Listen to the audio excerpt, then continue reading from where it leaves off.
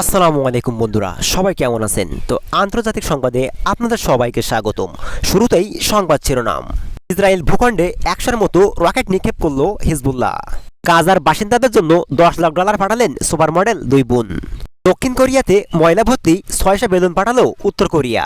এবং আরও 2 মামলায় খালাস পেলেন সাবেক প্রধানমন্ত্রী ইমরান খান। শুনছিলেন সংবাদ শিরোনাম, এবার শুনবেন বিস্তারিত। তার আগে আপনারা যদি এই চ্যানেলে নতুন হয়ে থাকেন তাহলে চ্যানেলটি সাবস্ক্রাইব করে সুন্দর একটি কমেন্ট করে ভিডিওটি একটি লাইক করে দিন। ইসরায়েলের ভূখণ্ডে 100-র মতো রকেট নিক্ষেপ করল হিজবুল্লাহ। এই খবরটি প্রকাশ করেছে টাইমস অফ ইসরায়েল। গত 8 মাস ধরে চলা এই যুদ্ধে ইসরায়েলকে লক্ষ্য করে হিজবুল্লাহ চালানো অন্যতম বড় রকেট হামলা এটি। এবারের হামলায় লক্ষ্য করা হয়েছে তাইবরিয়াসকে। চলমান যুদ্ধের আগে এই অঞ্চলে কোনো রকেট ছড়েনি হিজবুল্লাহ। রকেট হামলায় এখন পর্যন্ত কোনো হতাহতের খবর পাওয়া যায়নি। আগে গতকাল রাতে লেবাননে বিমান হামলা চালিয়ে হিজবুল্লাহর জ্যেষ্ঠ নেতাকে হত্যা করে দখলদার ইসরায়েল বাহিনী। ওই হামলার প্রতিবাদেই একই সঙ্গে এত রকেট ছোড়া হয়েছে বলে ধারণা করা হচ্ছে। ফিলিস্তিনের মানুষের জন্য $10 লাখ পাঠালেন সুপার মডেলের দুই বোন। দুই মডেল একজন মার্কিন মায়ের সন্তান। দুনিয়াতে তাদের মাও বেশ প্রভাবশালী, বাবা বড় ব্যবসায়ী। দ্য হলিউড রিপোর্ট জানিয়েছে ফিলিস্তিনের শিশু ও পরিবারগুলোর জন্য দুই বোন এই অনুদান পাঠিয়েছে। একটি দাতব্য সংস্থার মধ্যে এই অর্থ সমানভাবে বিতরণের জন্য বরাদ্দ করেছেন তারা। সংস্থাগুলো হলো Palestine children relief fund, central kitchen, UN relief and workers agency. সামগ্রিকভাবে সংস্থাগুলো খাদ্য, চিকিৎসা কার্যক্রমের মতো মানবিক সহায়তা ও বাস্তুচ্যুত পরিবারের সহায়তা কাজ করে। সম্প্রতি কান আন্তর্জাতিক চলচ্চিত্র উৎসবে হাজির হয়েছিলেন বেলা, আর সেখানেই ফিলিস্তিনের স্বাধীনতা আন্দোলনের প্রতীক লাল কফিয়া দিয়ে বানানো পোশাকে নজর করেছেন তিনি। স্বাধীনতাকামী ফিলিস্তিনিদের দূত হয়ে যেন ফ্রান্সের কান সৈকত থেকে দূতটি ছড়িয়েছেন বেলা। ইনস্টাগ্রামের ছবিগুলো শেয়ার করে বেলা হাদিদ লিখেছেন, ফ্রি প্যালেস্টাইন ফর এভার। কে ফিলিস্তিনের প্রতি সমর্থন ব্যক্ত করায় সুপার মডেল জিজি হাদিসও বেলা হাদিদকে বারবার দেখে নেওয়ার হুমকি দিয়েছেন ইসরায়েলের প্রেসিডেন্ট বেঞ্জামিন নেতানিয়াহু। দক্ষিণ কোরিয়াতে ময়লা ভর্তি 600 বেলুন পাঠালো উত্তর কোরিয়া। এই খবরটি প্রকাশ করেছে CNN। প্রতিবেদনে বলা হয়, দেশটির সেনাবাহিনী রবিবার এই তথ্য জানিয়েছে। দক্ষিণ কোরিয়া হুঁশিয়ারি দিয়েছিল যে এই ধরনের কর্মকাণ্ডের কড়া জবাব দেবে তারা।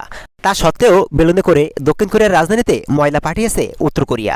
দক্ষিণ কোরিয়ার জেসিএস জানাচ্ছে তারা প্রায় 600টি বেলুন সীমান্ত এলাকায় উঠতে দেখেছেন, যেগুলো পরবর্তীতে শনিবার রাত 8টা থেকে রাজধানী সিউল এবং পাশের জিয়ঙ্গি প্রদেশে পড়েছে। এসব বেলুনের ভিতরে বিভিন্ন ধরনের ময়লা ঠাসা, যার মধ্যে রয়েছে সিগারেটে ফেলা অংশ এবং কাগজ এবং প্লাস্টিকের ব্যাগ। এর আগে গত মঙ্গলবার ও বুধবার উত্তর কোরিয়া এমন 260টি বেলুন পাঠিয়েছিল। সেগুলোতে ময়লাসহ বিভিন্ন ময়লা ছিল। দক্ষিণ কোরিয়ার বিভিন্ন অধিকার কর্মীরা বেলুনে করে উত্তর কোরিয়া সরকারের বিরুদ্ধে লিফলেট, গান, নিষিদ্ধ খাবার এবং নগদ অর্থ পাঠায়। উত্তর কোরিয়া হুমকি দিয়ে বলেছিল, যদি অধিকার কর্মীরা এসব বন্ধ না করে তাহলে পাল্টা ব্যবস্থা নেওয়া হবে। আর এই পাল্টা ব্যবস্থা হিসাবে তাদের দক্ষিণে পাঠানো হয়েছে ময়লা ভর্তি বেলুন।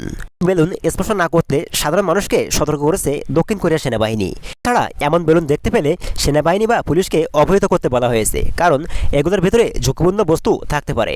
সিউলের স্থানীয় সরকার জানিয়েছে এই পরিস্থিতি মোকাবেলায় তারা একটি সার্বক্ষণিক জরুরি কেন্দ্র পরিচালনা করবে। আরও 2টি মামলায় খালাস পেলেন ইমরান খান। গত বছরের 9 মে দাঙ্গা সংক্রান্ত 2টি মামলায় গত 15 মে খালাস পেয়েছেন সাবেক প্রধানমন্ত্রী ইমরান খান। বিচার বিভাগীয় ম্যাজিস্ট্রেট সাইব বিলাল তার খালাসের জন্য আদেশ জারি করেন।